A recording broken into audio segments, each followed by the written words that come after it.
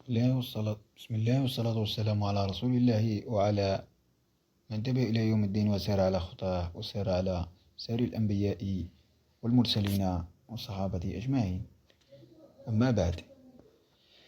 نقرأ في جريدة البلاد لعدد هذا اليوم أو عدد أمس عدل بخصوص موضوع عدل 3 إطلاق منصة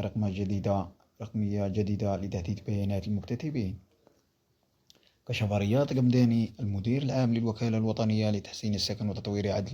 أن عدد المكتتبين الذين تم قبولهم مبدئيا ضمن برنامج عدل قد بلغ 1,024,000 جودة عالية بما يتماشى مع تطلعات المواطنين. وفيما يتعلق بالإنجازات السكنية، أعلن مرجان الجزائر تمكنت من إنجاز وتوزيع أكثر من 1.7 وحدة سكنية خلال الفترة الممتدة بين 2022-2024، وذلك مختلف السياسات السكنية، حيث شملت هذه الإنجازات جميع ولاية الوطن وكل الصيغ البالغ عددها 58 ولاية. وأضاف قائلا: السكن الريفي كان له النصيب الأكبر من هذه الإنجازات، حيث تم تخصيص أكثر من 580 ألف وحدة سكنية في هذا القطاع المدرجة ضمن الطابع الشبه الاجتماعي بهدف تحقيق التوازن الإقليمي، فضلا عن